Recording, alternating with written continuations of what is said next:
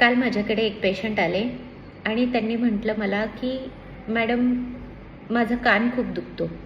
मी ENT डॉक्टरकडे जाऊन आलो, कानाची सगळ्याही औषधं घेतल्या, किती टेस्ट केले तरीसुद्धा माझं कान दुखणं काही थांबत नाही. तर मी त्यांना एक प्रश्न विचारला की तुम्हाला तोंड उघडताना किंवा बंद करताना टकटक आवाज येतो का?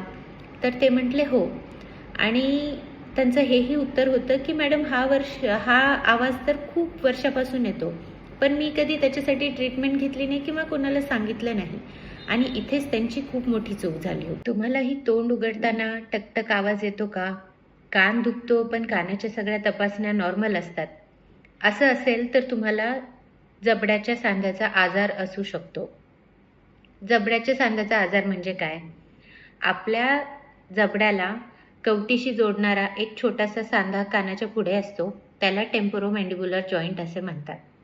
आणि हा जबडा आपल्याला चावणे, बोलणे, जांभई देणे, जबडा उजवीकडे डावीकडे फिरवणे, ह्या सगळ्या गोष्टींसाठी मदत करत असतो. मग आपल्याला सांध्याचा आजार आहे हे कसं ओळखायचं?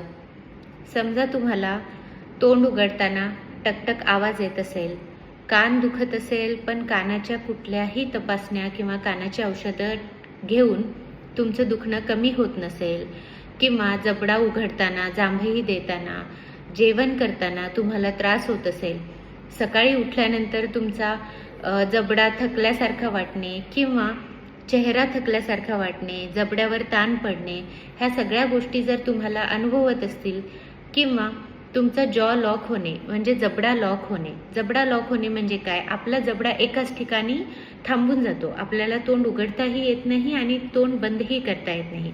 अशा प्रकारची जर लक्षणं तुम्हाला असतील तर तुम्हाला जबड्याचा सांध्याचा आजार असू शकतो. आता या सांध्याच्या आजाराचे कारण काय आहेत? जर तुम्हाला रात्री झोपेत दातावर दात घासण्याची सवय असेल, किंवा जेव्हा तुम्हाला खूप ताण येतो किंवा राग येतो तेव्हा तुम्हाला असे दात घट्ट एकावर एक दाबून ठेवायची सवय असेल, किंवा लहानपणी किंवा तरुणपणी तुम्हाला काही मार लागला असेल, काही ॲक्सिडेंट झाला असेल, या गोष्टीमुळेही तुम्हाला जबड्याचा आजार असू शकतो. किंवा मग जर तुम्हाला आर्थरायटिस असेल, ओस्टिओपोरोसिस असेल, तरीसुद्धा तुम्हाला या जबड्याच्या सांध्याचा आजार असू शकतो. आता या सगळ्यांवरती ट्रीटमेंट काय असेल? जर तुम्हाला मी सांगितलेले वरील सगळे लक्षणं असतील तर तुम्हाला दंतचिकित्साकडे म्हणजेच डेंटिस्टकडे जाऊन एकदा दाखवून घ्यायची गरज आहे. डेंटिस्ट याबद्दल काय करतात? ते तुमचे सांधे व्यवस्थित हात लावून बघतात की तुम्हाला टकटक आवाज येतोय का, तिथले स्नायू कशा आहेत, तिथल्या मांसपेशी कशा आहेत, त्या व्यवस्थित काम करता आहेत की नाही. आणि काही आमचे टेस्ट असतात, त्या टेस्टनुसार आम्ही पुढील आजाराची लक्षणे म्हणजे तो किती जास्त झालेला आहे किंवा कमी आहे, ह्या सगळ्या गोष्टी आम्ही एक प्रकारे नमूद करून घेतो.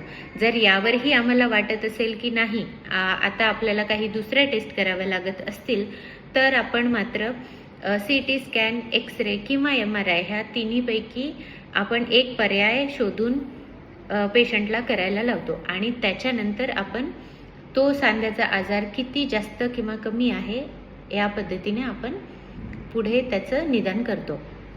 आता यावर ट्रीटमेंट काय? सांध्याचा आजार बरेच लोक दुर्लक्ष करतात. वर्षानुवर्षे त्यांना हे सांध्याचा आजार चालत राहतो आणि ते त्यावर काहीही करत नाहीत की असू दे, याचा काहीही इलाज नसतो. दुसरं एक अंधविश्वास म्हणजे सांध्याचा आजार झाला तर त्याला काही सर्जरीज करावी लागते, असं काहीही नाही आहे. सांध्याचा आजार जर असेल तर तुम्हाला, जर तो कमी प्रमाणात असेल तर तो सांध्याचा आजार गोळ्या घेऊन आणि काही एक्सरसाइजेस करून आपण कमी करू शकतो. समजा तो सांध्याचा आजार जास्त झालेला असेल तर सांधा धुवून घेणे, TMJ लावाज हा एक प्रकार असतो, त्याच्यासोबत गोळ्या आणि एक्सरसाइज ह्या तिन्ही गोष्टी करून आपण सांध्याचा आजार अगदी पूर्णपणे बनवू शकतो, कमी करू शकतो. तर तुम्हाला जर हे मी जे सगळे लक्षणे सांगितलेली आहेत, जर तुम्हाला हे असेल तर तुम्ही लवकरात लवकर तुम्ही डेंटिस्टला भेटावा.